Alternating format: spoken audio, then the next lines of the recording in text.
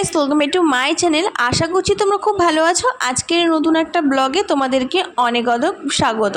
আজকে মিষ্টি দোকান থেকে ব্লগটা স্টার্ট করলাম। ভাবছো হয়তো সকাল সকাল দিদিভাই কোথায় যাচ্ছে। অ্যাকচুয়ালি যাচ্ছি আমি আমার মাসি শাশুড়ির বাড়িতে।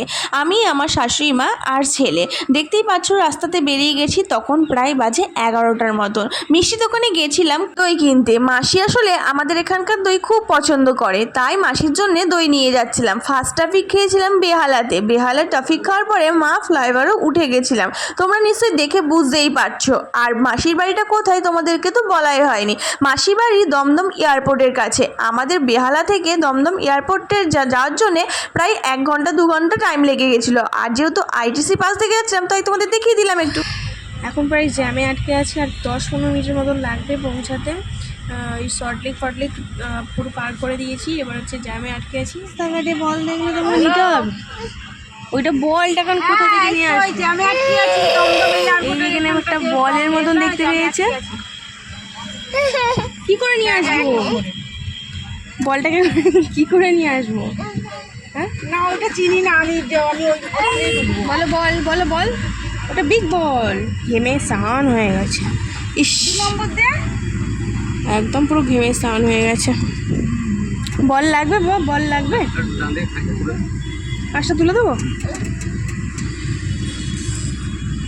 নিয়ে এসেছিলাম ডাংরি, এখন হয়ে গেছে একটা টি শার্ট আর হাফ প্যান্ট।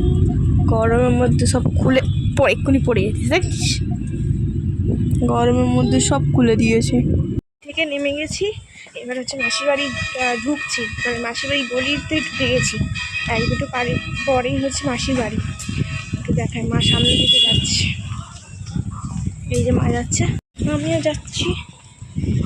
চলো যাওয়া যাক, ঢোকা যাক। বাড়িতে পৌঁছে গেছি, আর এখানে এসে দেখো একজন গাড়ি নিয়ে বসে পড়েছে। এই গাড়িটা মাসিরা ওকে দিয়েছে।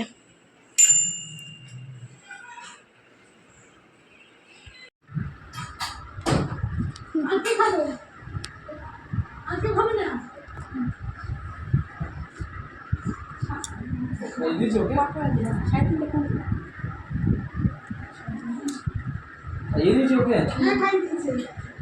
हाँ कोई देखी मुझे कोई देखी मुख देखी हम हम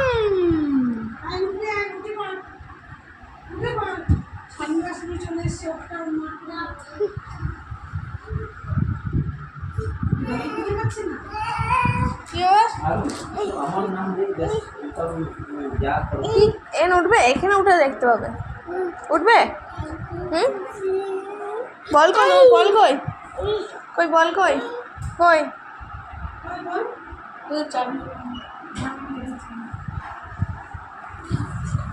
আধা করা হয়ে গেছে। একটু গল্প টল্প করে নিয়েছি। প্রায় এখন হচ্ছে 4টের মতন বাজে। একটু পরে বেরোবো, 5টার সময় বেরোবো। আর এখানে হচ্ছে আমি ছেলেকে একটুখানি ঘুম পাড়িয়ে দিয়েছি। এখন যেহেতু বাজে কটা দেখবে, দেখতে পাচ্ছ না জানি না, এখন 4টে বাজতে যায়।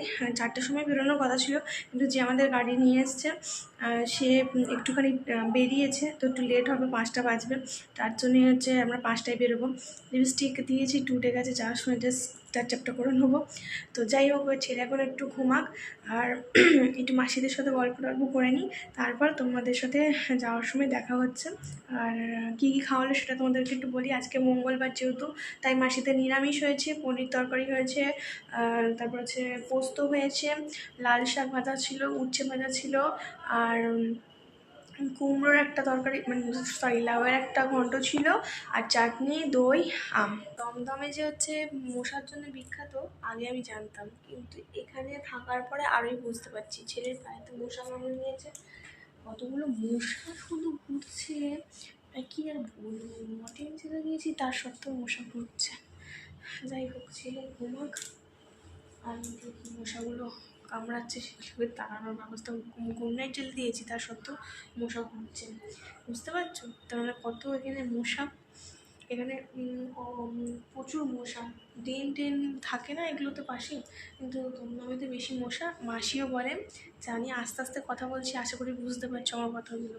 তো ঘুমাক, আর একটু মাসিদের সাথে একটু গিয়ে গল্প করি, আর ওর গায়ে একটুখানি চাদর দিই, যেহেতু এসি চালিয়ে দিয়েছে, এসি চলছে, একটুখানি চাদর ফাদর দিই। সবগুলো আর খেয়ে কাজ নেই, আমার ছেলেকেই দেখে দেখে কাম নেই। আচ্ছা, তোমাদেরকে তো বলাই হয়নি মাসির বাড়িতে কি কি কারণে এসেছিলাম। প্রথমত তো মাসি মেশোর সাথে দেখা করতে এসেছিলাম, দ্বিতীয়ত মাসি মেশো চলে যাচ্ছে আমেরিকা 5 তারিখে আর 4-5 মাসের জন্যে, তার মধ্যে দেখা হবে না বলে একটুখানি দেখতে এসেছিলাম। আর সাইকেলটা যেহেতু পরে আনতে আসতে পারবো না, তাই মাসি মেশো বললো এখনই তোরা নিয়ে যা, যেহেতু আমরা থাকবো না কেউ বাড়িতে। হ্যাঁ হ্যাঁ হ্যাঁ আচ্ছা। এবার ফাইনালি মাসিদের টাটা বলে বেরিয়ে পড়লাম। আর দেখতেই পাচ্ছ গাড়িটা স্টার্টও করে দিয়েছে, আর ছেলে এখানে বসে রয়েছে, আমার শাশুড়ি মা বসে রয়েছে। এখান থেকে এবার বাড়ি আসার পালা।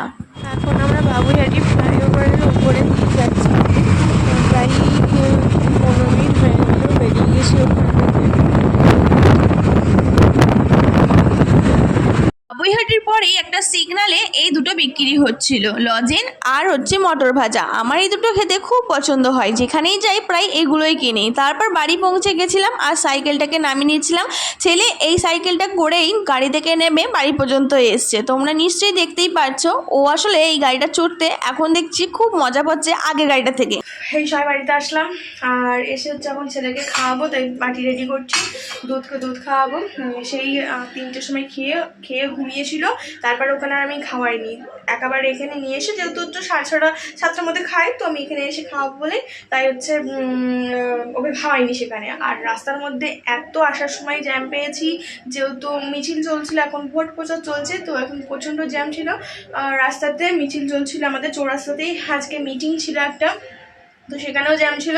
তো যাই হোক, এখন চলে এসেছি বাড়িতে, এখন একটুখানি ফ্রেশ হয়ে নিলাম।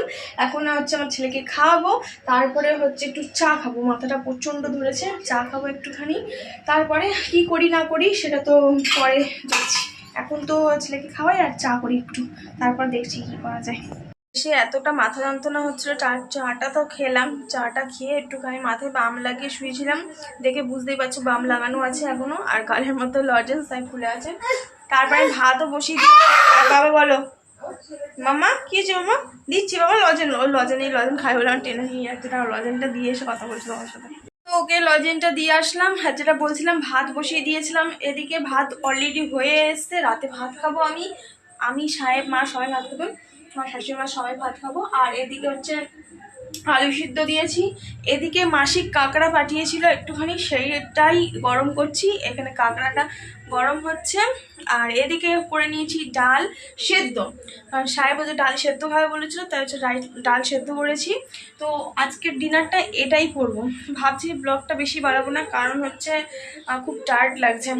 আর সাইকেলটা তোমাদেরকে একটু ভালো করে দেখাই যে সাইকেলটা কীরকম টাইপের। সাইকেলটা ঠিক এরকম দেখতে, আর এই যে এখানে হচ্ছে সিট, এই জায়গাটা হচ্ছে বেল্ট আছে যাতে না বাচ্চা কাচ্চা পড়ে যায় তার জন্যে।